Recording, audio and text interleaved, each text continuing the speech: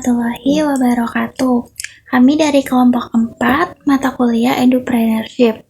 Jadi pada hari ini kami akan membahas tentang model bisnis dalam Edupreneurship. Sebelum itu kami akan memperkenalkan diri terlebih dahulu.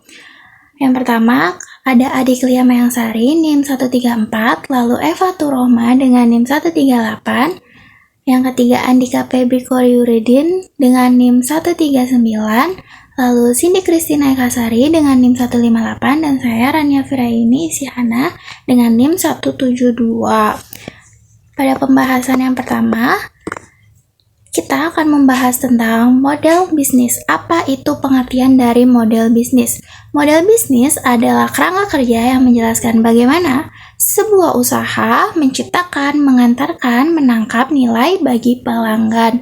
Dalam Edupreneurship, model bisnis menentukan bagaimana layanan atau produk pendidikan dapat berkelanjutan dan memberikan manfaat jangka panjang. Selanjutnya akan dilanjutkan oleh rekan saya. Selanjutnya adalah jenis model bisnis dalam Edupreneur. Yang pertama, subscription based, yaitu layanan berlangganan, contohnya seperti Ruang Guru dan Zenius. Yang kedua adalah premium, yaitu layanan gratis dengan fitur premium berbayar. Yang ketiga adalah one time purchase, yaitu pembelian produk sekali bayar, contohnya e-book dan kursus online. Yang keempat adalah marketplace model, yaitu menyediakan platform untuk tutor atau kursus, contohnya Udemy dan Coursera. Yang kelima adalah advertising based, yaitu monetasi melalui iklan. Selanjutnya, saya akan menjelaskan bisnis model kanvas atau BMC. BMC adalah alat yang digunakan untuk merancang model bisnis yang efektif dengan 9 elemen utama. Yang pertama, yaitu customer segment. Siapa target pasar? Menentukan siapa target pelanggan utama bisnis Anda. Segmen pelanggan dapat dibagi berdasarkan demografi, perilaku, kebutuhan, atau karakteristik lainnya. Contohnya, pelanggan dapat berupa individu, bisnis lainnya, atau bahkan kelompok dengan kebutuhan khusus. Misalnya, pelanggan premium, usia tertentu, atau segmen pasar geografis. Yang kedua yaitu value proposition. Apa manfaat utamanya? Yaitu nilai atau manfaat yang ditawarkan berupa pelanggan yang membedakan pada produk atau layanan Anda dari pesaing. Ini adalah alasan mengapa pelanggan memilih produk atau layanan Anda. Contohnya, produk yang lebih efisien, lebih murah, lebih cepat, atau lebih ramah lingkungan. Misalnya, aplikasi yang mempermudah pekerjaan pelanggan, produk yang hemat biaya, atau layanan dengan kualitas terbaik. Yang ketiga, channels. Bagaimana cara menjangkau pelanggan? Menentukan bagaimana produk atau layanan akan dikirimkan ke pelanggan dan bagaimana komunikasi dengan mereka. Saluran ini bisa berupa saluran distribusi fisik maupun digital. Contohnya, saluran distribusi seperti fisik, e-commerce, media sosial, aplikasi mobile, atau pemasaran langsung. Yang keempat, customer relationship. Cara menjaga hubungan dengan pelanggan, menjelaskan jenis hubungan yang dibangun dengan pelanggan. Hal ini mencangkup bagaimana Anda menarik, mempertahankan, dan meningkatkan hubungan dengan pelanggan. Contohnya, layanan pelanggan yang personal, program loyalitas, dukungan teknis, komunikasi otomatis, atau layanan mandiri.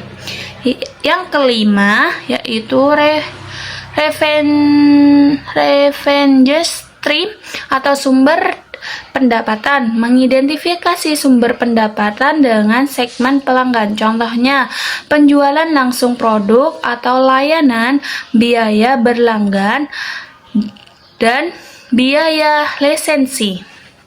Yang keenam, key research atau sumber daya utama. Sumber daya yang diperlakukan untuk menciptakan nilai promosi, menjangkau pasar, dan mendukung operasi bisnis. Contohnya, aset seperti perangkat keras, perangkat lunak, dan paten. Yang ketujuh, key activity atau aktivitas utama bisnis. Aktivitas yang paling penting untuk menjalankan model bisnis atau menciptakan nilai. Contohnya aktivitas pengembangan produk, pemasaran, dan distribusi. Yang kedelapan, key partnership, mitra strategis, identifikasi pihak ketiga yang penting bagi bisnis Anda untuk bekerja sama dalam mencapai tujuannya.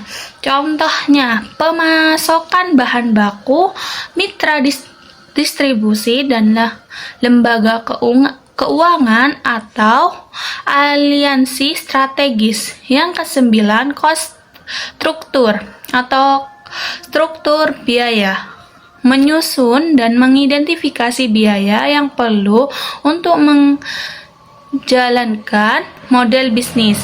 Contohnya, biaya produksi, gaji karyawan, biaya pemasaran, dan biaya infrastruktur IT atau biaya operasional lainnya. Ada contoh penerapan model bisnis edupreneur. Yang pertama, ruang guru, subscription based dengan konten eksklusif. Yang kedua, Zenius, freemium, akses gratis dengan fitur premium.